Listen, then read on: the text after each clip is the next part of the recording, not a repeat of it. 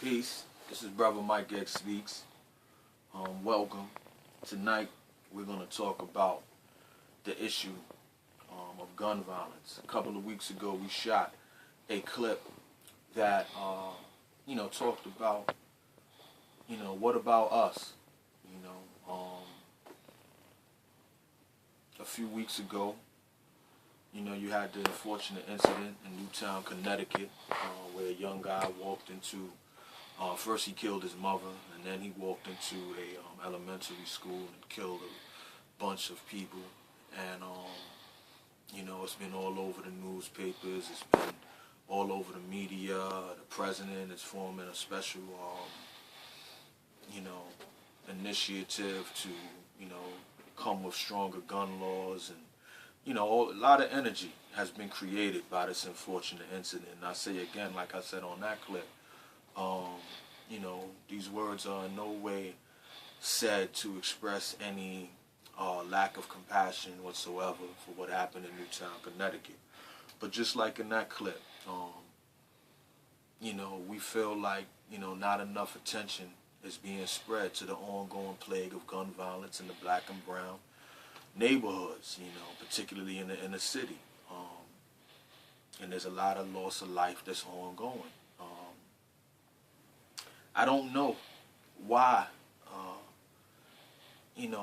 white people, and I hope that doesn't sound crazy, but I don't know why white people commit those types of incidents. I don't know why you have things that happen like a Newtown, Connecticut incident, like a Columbine, like a Virginia Tech, or in some of these other things. I can't really speak to that, from my perspective. I feel like this society is set up to promote white upliftment. I feel like they have the chances that a lot of us, black and brown people don't have.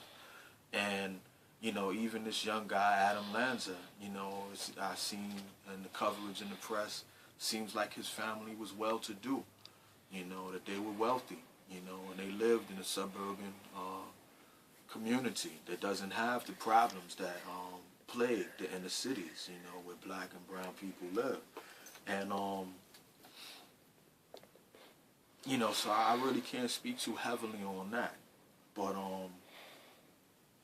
from my position as a black person, an African American, I'm going to speak a little bit more about why guns and gun violence, I feel, are so prevalent in our neighborhoods. And hopefully we can discuss get to a point where we can solve, some of, the gun violence that's happening in our neighborhoods.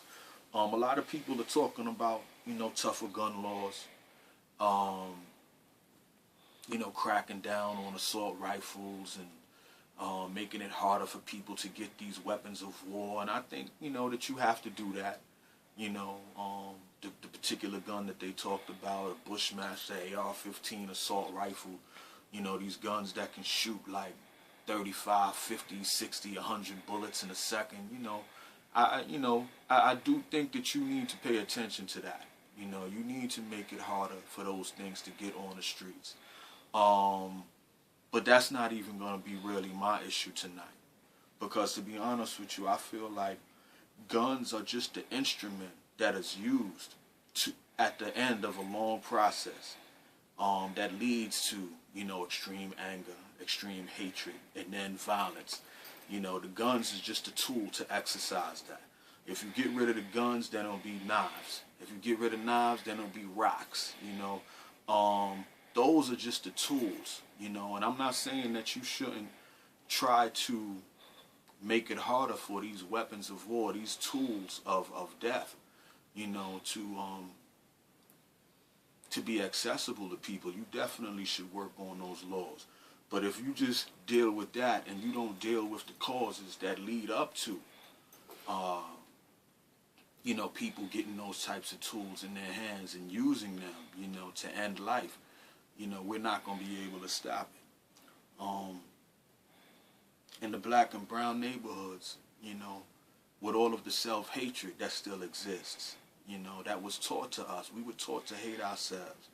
And not only were we taught to hate ourselves, but because of that self-hatred, a lot of us are obsessed with status and position, you know, ego and division. You know, a lot of us have gotten to the point where we feel like our lives are not complete unless we have an obsessive amount of money, or, you know, we got the high price clothing on, or we got the, you know, the best cars, you know, we got the most girls. And, you know, it creates a level of competition, you know, in the inner cities where it's all about ego, you know, it's all about division, you know. And when sometimes when these, you know, when you have one person that feels like they don't, they're not high enough on that list, it creates a situation of, you know, jealousy, envy, anger, hatred, and then violence, you know, where people strive to control, you know, they strive to rank themselves higher in this environment on the backs of their brother, on the backs of their neighbor. And we have to get away from that, you know. We have to recognize that we have common backgrounds. A lot of us, we are one and the same. And it's not going to matter how much fighting we do to try to outrank each other. If at the end, you know, we destroy one another. A friend of mine's co-worker, former co-worker actually, you know, her and her family are suffering right now because of inner city gun violence. And, you know, my heart goes out to her and her family, you know. We have to find a way, and you know, it came on, you know, this incident, you know, that happened to her and her family. You know, the first night, the first day that it happened, it was shown, you know, on the local news. And there wasn't nothing said again about it the next night, you know. And this is why, you know, I feel like we have to take it upon ourselves to not only talk about it, but to find ways to address it. We have to stop focusing on ego and division. You know, we have to begin to see ourselves as a common people. We have to start putting our survival as a group of people first, and stop being selfish about trying to knock the next one down so that we can shine. We have to learn how to love one another again. You know, we have to learn how to create standards amongst ourselves that don't call for us to, you know, like I said, backbite and destroy, you know, life. You know, well, I'm going to ride out for my block, you know, against the next block.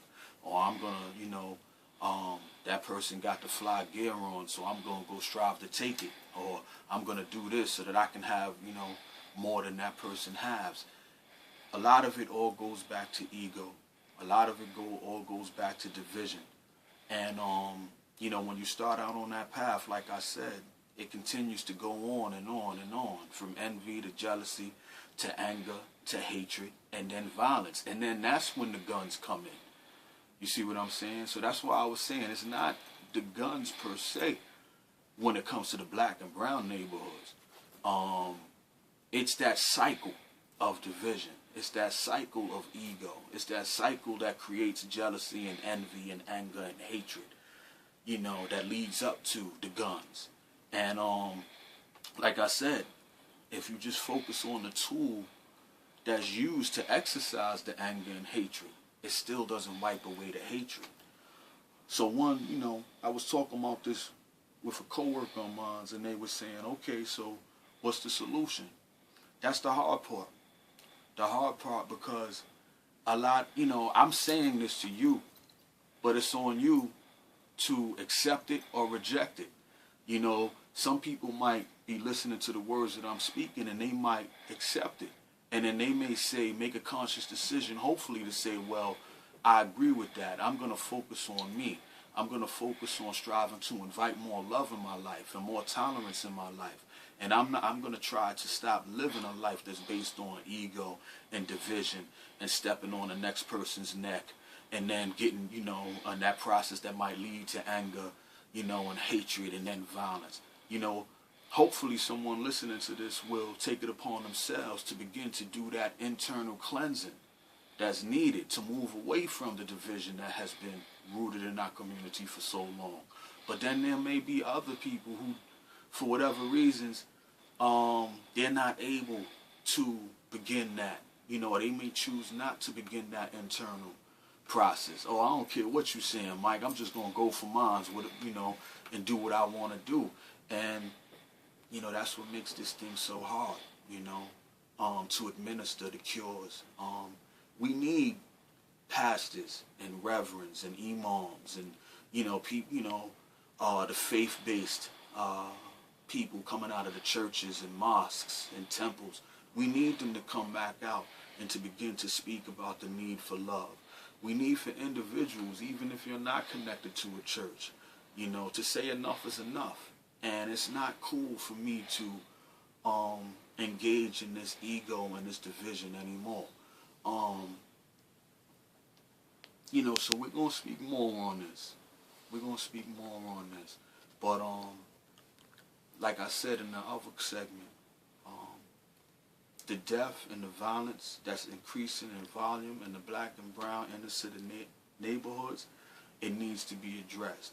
And if the powers that be don't address them, we're going to have to find a way to address it. And,